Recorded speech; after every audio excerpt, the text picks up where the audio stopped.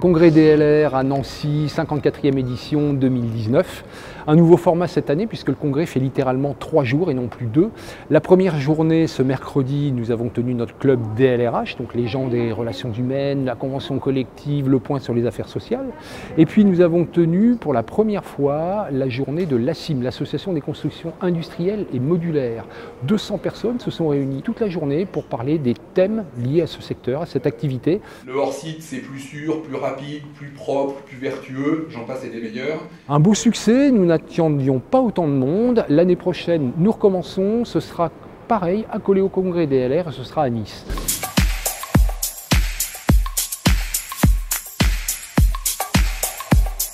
Le congrès DLR, 2 jours consacrés à l'attractivité des entreprises, un titre pro et fun.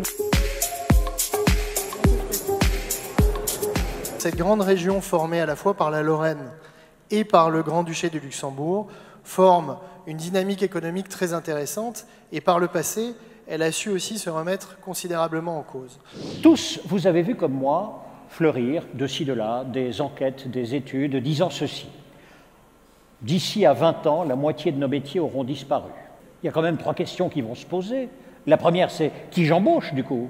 Et je l'embauche pour combien de temps et pour quel poste? On s'occupe du recrutement en 3 actes. Premier acte, on voit d'abord quelle est la fresque du recrutement, tous les bouleversements qui ont eu lieu et tous les changements qui ont eu lieu et les conséquences. L'intervention au congrès DLR était sur le sujet de la pénurie de candidatures. Donc comment on fait pour attirer les talents, comment on fait pour les retenir dans les entreprises, quelles sont les nouvelles donnes du marché, comment on fonctionne avec les millennials. Et en fait, on a beaucoup parlé d'expérience collaborateur. Fresque numéro 2, on va élargir l'horizon. Ce sont plusieurs entrepreneurs de secteurs différents qui viendront nous dire mais comment est-ce qu'on recrute nous aujourd'hui?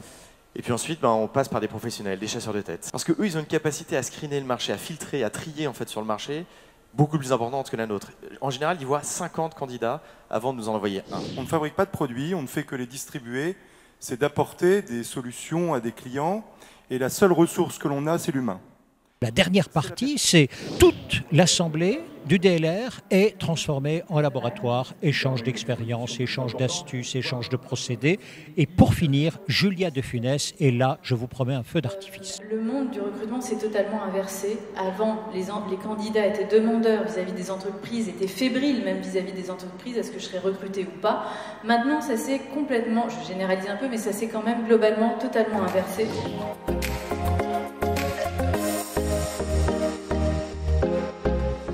Le 3e jour, 2 événements majeurs, les Grands Prix des matériels avec Chantier de France, où nous avons eu cette année 32 dossiers avec de belles récompenses à remettre. Et puis nous avons 2 témoins sur des choses liées plus au matériel, au chantier, à l'exploitation, c'est-à-dire qu'on va revenir un petit peu plus dans le cœur de métier de nos adhérents. Gérald Bronner, vous avez publié votre dernier ouvrage, Déchéance de rationalité. Alors la question est la suivante, donne-t-on aujourd'hui plus de poids à nos croyances qu'à nos connaissances? Ces croyances dont on va parler, elles sont parfois loufoques et amusantes, comme ceux qui croient que la Terre est plate, par exemple. Ils se sont réunis l'année dernière aux États-Unis en congrès international. Alors ce qui est drôle, c'est que certains d'entre eux ont tweeté « La Société de la Terre plate a des membres partout autour de la Terre ». J'ai trouvé le niveau d'une grande qualité. Et j'ai trouvé qu'il y avait de la diversité dans les interventions. Dans un milieu de la location qui n'est pas forcément très attractif en tant que tel pour les jeunes, j'ai trouvé ça très bien et très intéressant. On a noté un certain nombre d'éléments, notamment sur les réseaux sociaux, qu'on ne pratique pas tous. Si vous n'êtes pas sur Facebook, vous êtes mort. Le fun, au niveau de notre société, on y pense. Après, est-ce qu'on est vraiment en adéquation avec ce que les jeunes attendent? Ça, c'est autre chose. Pour l'instant, on est plus pro, mais je suis récente dans l'entreprise et je compte apporter le côté fun aussi. Pro. Fun. Je suis très fun, oui. l'année prochaine, rendez-vous à Nice, le 25 mars 2020 pour le 55e congrès DLR.